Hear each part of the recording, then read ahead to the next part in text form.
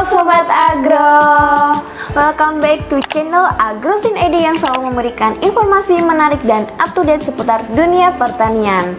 Nah, di segmen Agro News kali ini Rane masih ditemenin sama Ira di sini. Nah, kita berdua akan membahas nih berita menarik. Kalau kemarin soal pertanian, sekarang soal peternakan. Ya, jadi benar banget Ran. Kalau kemarin kita udah bahas beberapa inovasi pertanian, dan kali ini nih kita mau bahas soal peternakan yang gak kalah keren juga ya. Oke, pastinya. Nah, penasaran ada berita apa aja? Saksikan video ini sampai selesai ya.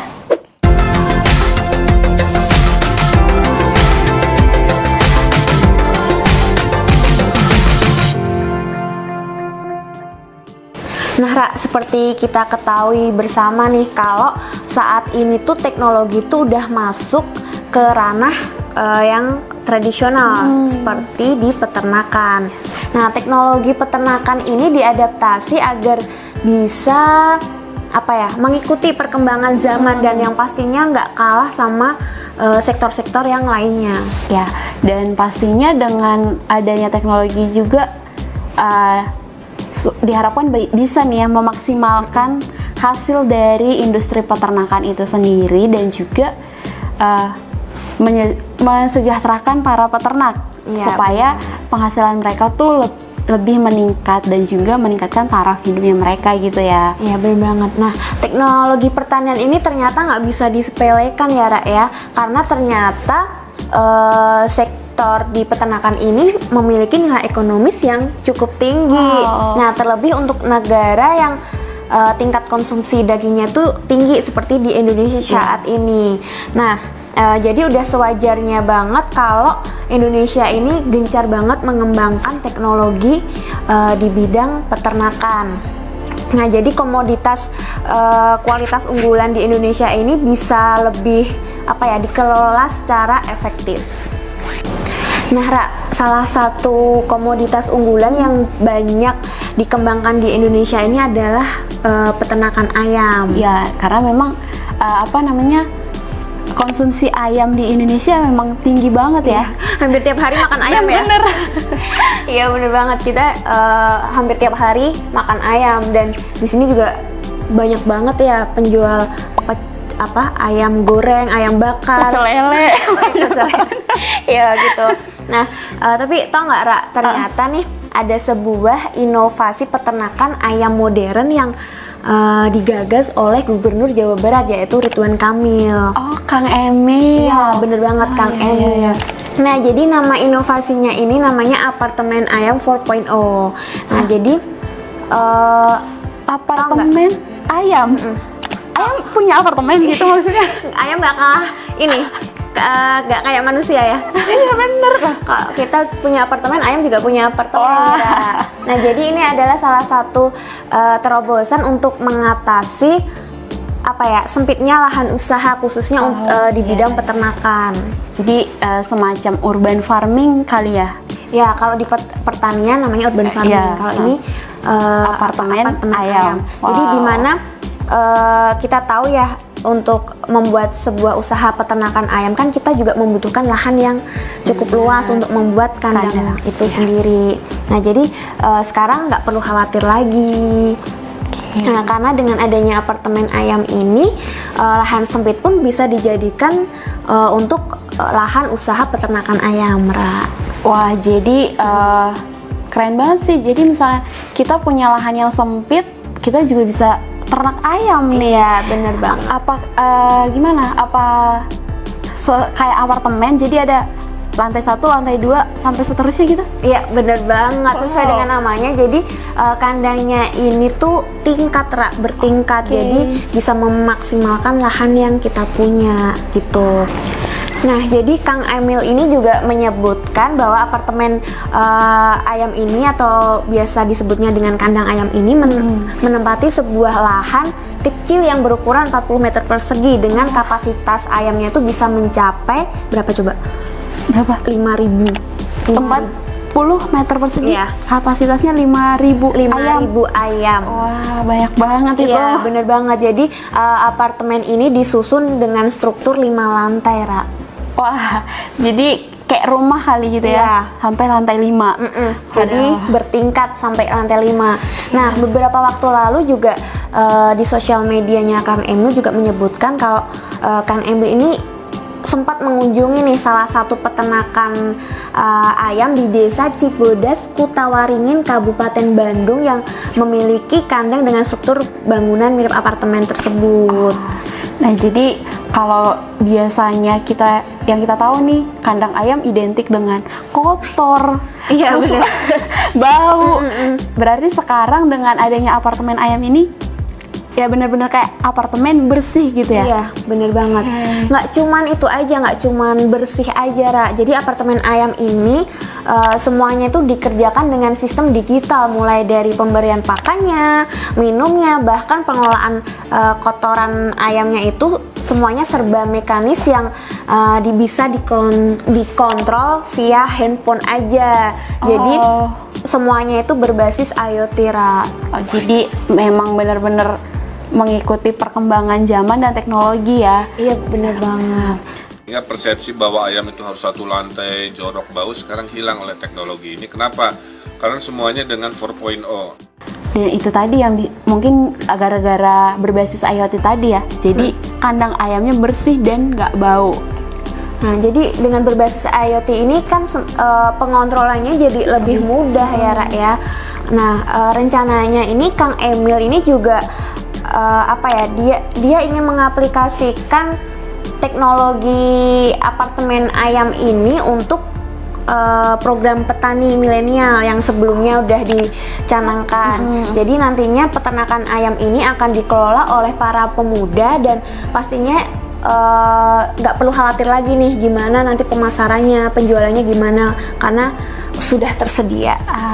Ya, jadi untuk generasi muda yang tadinya mungkin apa sih peternakan bau kotor gitu ya, jadi dengan adanya ini nih bisa aja generasi muda jadi berlomba-lomba untuk mau jadi peternak ayam. Dan memang itu tujuan utamanya ya. Iya, benar banget. Nah, karena mayoritas peternakan ayam di Indonesia kan masih konvensional banget ya, Ra ya. Dengan metode konvensional tentunya ini nggak efisien dari segi waktunya, terus biayanya dan bahkan tenaganya. Jadi dengan adanya peternakan ayam yang dikontrol dengan teknologi yang berbasis IoT ini, semua bisa dikontrol dengan mudah bahkan dari jarak jauh sekalipun. Dan pastinya dengan adanya apartemen ini dapat meningkatkan produktivitasnya ya, Ra ya. Benar. Jadi identik banget nih sama generasi milenial yang kaum rebahan scroll HP. Iya, benar. Jadi bisa sambil ngontrol lahan peternakan gitu ya. Oke, Ra, kalau tadi kita udah ngomongin soal kandang ayam yang berbasis teknologi, kali ini ada informasi menarik lagi nih, Ra. Apa tuh? Masih seputar ayam juga nggak? Iya, bener banget. Jadi kalau selama ini kita tahu ya produksi daging ayam tuh ya berasal dari peternakan yang dikembangkan secara alamiah. Tapi nih beberapa waktu lalu sempat heboh nih, Ra, di Singapura kalau ada sebuah perusahaan yang bisa menghasilkan daging ayam tanpa disembelih atau tanpa diambil dari peternakan. Tanpa disembelih. Terus dagingnya datang dari mana itu? Mungkin nggak tuh? Kayak mustahil sih, tapi ada. Jadi daging ayam tersebut tuh bukan berasal dari pemotongan ayam pada umumnya, tapi berasal dari sel-sel hewan yang ditanam dalam bioreaktor berkapasitas 1.200 liter. Jadi tadi udah nggak perlu disembelih. Terus cara dapet selnya itu gimana? Nah, jadi untuk mendapatkan sel hewan ini nggak perlu motong ayam karena bisa diambil dari biopsi hewan hidup. Nah, setelah itu sel hewan tersebut dikombinasikan dengan bahan-bahan nabati untuk memberikan suplai nutrisi pada calon daging ya, pada calon daging tersebut untuk kemudian ditanam di sebuah media tanam. Nah, hingga nanti sel-sel tersebut akan berkembang menjadi daging ayam. Yang memproduksi siapa nih? Tadi kan kamu bilang di Singapura yang beritanya tuh.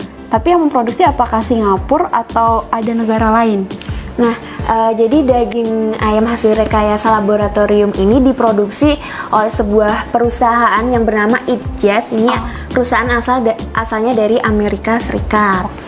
Nah, bahkan nih di Singapore Food Agency sebagai pengawas peredaran produk makanan di Singapura ini telah menyetujui nih penjualan daging ayam hasil rekayasa laboratorium ini yang diproduksi oleh Itjas. Jadi sebenarnya nih nggak cuma Itjas sih, jadi ada beberapa perusahaan lain juga yang sebenarnya juga udah mengembangkan daging hasil laboratorium ini.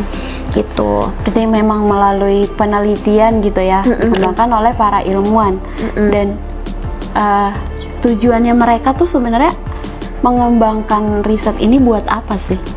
Nah, jadi tujuan riset daging rekayasa laboratorium ini tuh untuk mengurangi dampak industri di peternakan terhadap lingkungan. Seperti yang kita ketahui bahwa limbah-limbah dari peternakan ini kan dapat menyebabkan dampak buruk untuk lingkungan kita gitu ya, kotoran ternak mungkin gitu. Sebagai penyumbang emisi terbesar juga kan. Nah, terus mungkin juga sebagian orang yang ingin meminimalisir dampak lingkungan kan bisa beralih nih menjadi beralih ke gaya hidup vegan, ala vegan gitu, vegetarian. Nah, tapi nggak semua orang kan bisa ya, Ra, ya. Iya, nggak semua orang suka makan sayur gitu ya. Iya, bener banget. Salah satunya aku. Oke. Iya bener. Jadi nggak semua orang ini kan bisa hidup vegan. Nah, oleh karena itu, Itjas ini menawarkan nih solusi untuk memproduksi daging hasil rekayasa laboratorium yang memiliki tingkat kebersihan ini lebih baik bahkan daripada daging yang biasanya kita temukan gitu.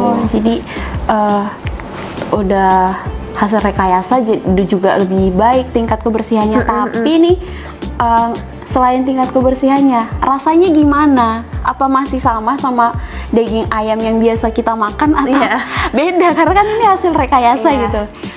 Aku belum pernah nyoba sih, Tapi di sini dikabarkan juga selain tadi lebih bersih, ternyata daging ayam ini juga diklaim memiliki rasa dan gizi yang setara dengan daging ayam pada umumnya, Ra. Oke, jadi aman ya kalau kayak gitu untuk dikonsumsi. Iya, seperti itu. Nah, tapi ini kan diproduksi di Amerika nih. Nggak semua negara mungkin setuju kali ya dengan adanya hasil rekayasa ini gitu. Ada pro dan kontra gitu kan. Terlebih kalau misalnya sampai masuk ke Indonesia katakanlah kayak gitu. Di Indonesia kan identik banget dengan makanan haram atau halal. Nah, pertanyaannya, daging ayam rekayasa ini halal nggak sih? Nah, bener banget. Jadi inovasi ini tentunya menimbulkan banyak pro dan kontra ya, terlebih buat umat Muslim seperti itu. Nah, jadi di sini juga dikabarkan Direktur Halal Research Center Fakultas Peternakan UGM ini yang bernama Nanung Danardono mengatakan sebelumnya perlu diketahui dulu nih dari mana asal sel yang ditumbuhkan sebagai asal muasal daging buatan tersebut. Nah, dari sel jaringan hewan yang masih hidup atau yang udah mati seperti itu. Nah, ia juga mengatakan kalau berasal dari jaringan hewan yang masih hidup maka statusnya adalah haram karena dia adalah bangkai. Nah, karena setiap bagian tubuh binatang yang terpotong ketika hewannya masih hidup maka dia adalah bangkai. Dan itu berarti haram ya? Ya, seperti itu. Nah, tapi tentunya adanya pro dan kontra ini juga menjadi sebuah tantangan tersendiri bagi Itjas ya untuk pengembangan daging ayam rekayasa laboratorium ini, karena mungkin reaksi konsumen kan pasti akan berbeda-beda, nggak semuanya akan merespon baik nih terhadap inovasi ini seperti itu. Dan tentunya itu tadi nggak semua negara setuju ya, Ra, ya. Iya, jadi mungkin tergantung dengan peraturan terkait makanan di negara itu juga kali ya. Ya bener banget, tergantung dari peraturan masing-masing negara. Nah, ngomong-ngomong soal konsumsi daging nih di Indonesia, selain ayam, terus juga konsumsi daging sapi kan termasuk tinggi juga ya di Indonesia. Iya. Nah, ada nggak sih kebijakan kayak atau inovasi baru juga terkait dengan pengembangan daging sapi kayak tadi ayam rekayasa kayak gitu. Mungkin ada juga nih untuk daging sapi atau gimana? Nah, jadi kalau ngomongin soal konsumsi daging, ada berita yang lagi hangat banget nih, Ra. Oh.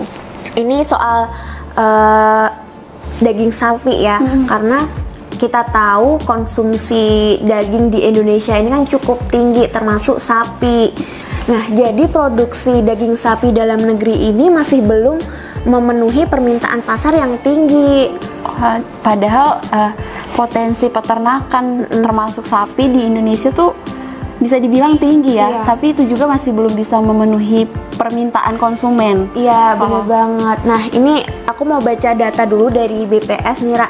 Oke. Jadi berdasarkan data dari Badan Pusat Statistik, impor daging jenis lembu atau sapi ini pada bulan Maret ini tercatat sebanyak 11,27 ribu ton dengan nilai 36,83 juta US dollar. Nah, impor daging sapi ini naik 44,22% dibandingkan bulan sebelumnya, bulan Februari. Yaitu sebanyak 7,81 ribu ton. Nah, dibandingkan dengan periode yang sama di tahun 2020 lalu, impor daging ini juga naik nih, Ra, mencapai 17,46% dan tercatat sebanyak 9,6 ribu ton di Maret tahun 2020, di tahun lalu. Seperti itu.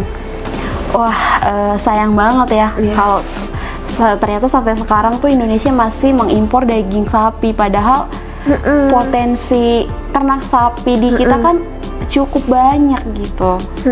Dan potensi ini juga bukan nggak menjanjikan gitu kan, tapi tetap aja kita masih impor daging sapi dari luar.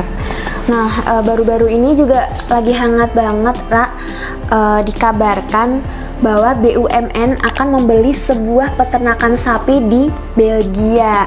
Di Belgia. Jadi tujuan dari pembelian peternakan sapi ini ya salah satunya untuk mengurangi impor daging sapi yang selama ini dilakukan seperti itu. Nah, hal tersebut disampaikan langsung oleh Menteri BUMN yaitu Erick Thohir dalam sebuah webinar milenial yaitu Millennial Face XPPI Belgia. Nah, beliau menyampaikan keinginannya langsung kepada Dubes Indonesia untuk Belgia yaitu Bapak Andri Hadi. Nah, terus di kesempatan yang lain nih, Ra, apa sih itu juga menuai pro dan kontra juga. Kenapa harus sampai beli peternakan di Belgia jauh-jauh gitu kan? Nah, sampai itu ke Eropa. Iya, bener banget. Jadi di kesempatan yang lain, pengamat kebijakan publik Abi Rekso itu menilai bahwa rencana pembelian peternakan sapi di Belgia ini adalah sebuah terobosan strategi daging dari Kementerian BUMN. Nah, pasalnya nih, Ra, sejak awal tahun 2021 ini Menteri Pertanian Syahrul Yassin Limpo juga telah mengumumkan bahwa pemerintah Indonesia ini akan mengimpor yaitu sebesar 502.000 ekor sapi atau setara 112.503 ton daging sapi. Wah, banyak banget. Impor juga semuanya. Sebanyak itu, Ra. Coba bayangkan berapa tadi? 502.000 ekor sapi. Oh, wah. Nah, selain itu juga sebanyak 185.000 ton daging sapi potong dari India dan Brasil. Bahkan nih diprediksi kebutuhan nasional akan daging sapi ini akan meningkat hingga sampai 700.000 ton. Banyak banget, dari 112.000 sampai 700.000 ton itu. Wow, sangat banyak sih ya. Iya, bayangkan.